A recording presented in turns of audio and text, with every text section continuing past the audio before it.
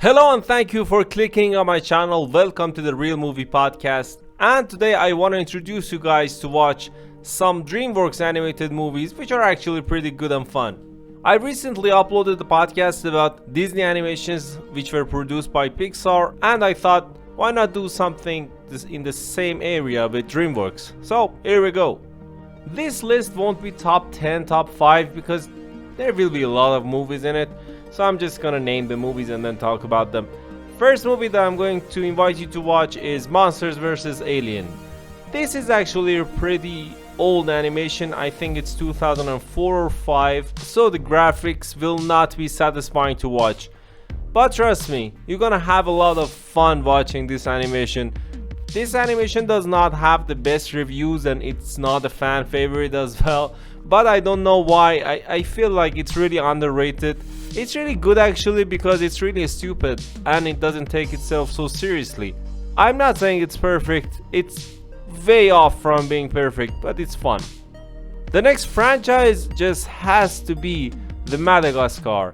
It's about a bunch of animals in a zoo, and everything changes in the course of 3 movies. The first movie they just trying to run from the zoo. The next movie they want to adapt to the jungle. And the third movie it becomes like a heist movie, a circus movie, something like that. We have Ben Stiller, even Bryan Cranston talks at one point in that one. It's just pretty funny. And one of the most iconic things that we got from Madagascar was the penguins of Madagascar, who has their own movie and they have their own TV show. If it's still running, I don't think so, but they're just extremely iconic and funny.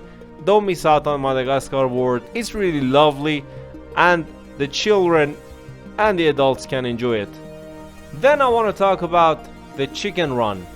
This movie came out in the year 2000 and we have the voice of Mel Gibson in that movie. So the story happens in a chicken farm. There are some chickens there. One of the chickens, whose name is Ginger, thinks there is something more to the world and they want to go out. And the worst thing about this farm is, and it's actually pretty dark and scary, when the chickens they reach to a point, either they're fat or they're old, or they are, you could say, ripe like a fruit, the owner of that land kills them and makes pies out of them. It's pretty dark and grim. It has 97% on Rotten Tomatoes, which means it's pretty awesome, and it is pretty awesome.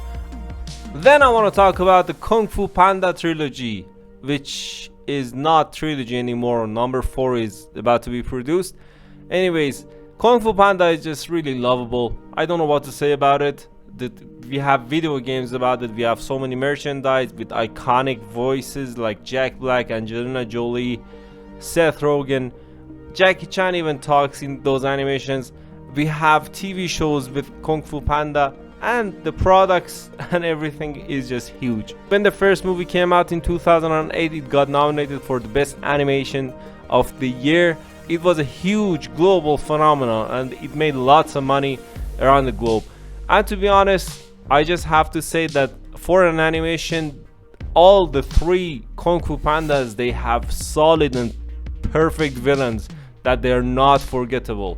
I mean, they are just excellent, extremely scary, and the motivations that these villains have, they are really thought out. They're not just bad guys. They have real and solid motivations.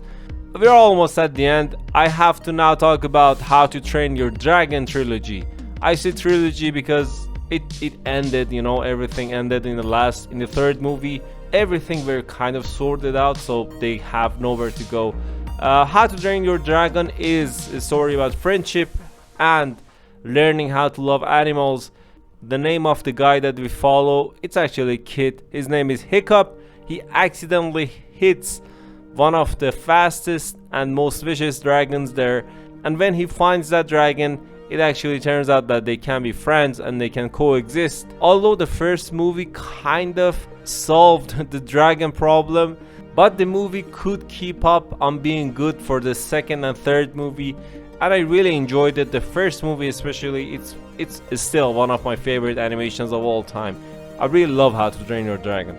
And before I talk about number 1, don't forget to like and subscribe. Thanks. And number 1, well, it just has to be Shrek. What else could it be if not Shrek? It is just brilliant. Trust me, if you search the name Shrek in the places that you shouldn't search, you're gonna find some pretty weird stuff about it. I really suggest you not to do it, but if you do it, you're gonna laugh your ass off. It's pretty funny. Actually, Shrek is not just a monster, it's like the dialogue from V for Vendetta. It's Shrek is like an idea. It is just brilliant, and this movie is all over the place. When things happen in this movie, you're like, okay, this might as well happen, why not? So in the first movie, Shrek is just an ogre who wants to protect his home because some magical creatures are there. Things lead to other things and he has to save a princess. Then the princess falls in love with this ogre. It's just all over the place. And the second movie is stupider than the previous one, and the third and the fourth. And my favorite, of course, is Shrek 2. But all of them are just funny because they're so goddamn stupid.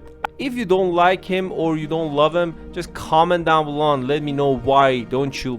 How can someone not like this monster? And yeah, that's it. That's my list for the DreamWorks animations that you have to check out. They're really worth it. Watch them. And yeah, don't forget to like and subscribe. I think I said that before. And yeah, tell me what's your favorite DreamWorks animation. Yeah, that's it. As always, thanks. Bye.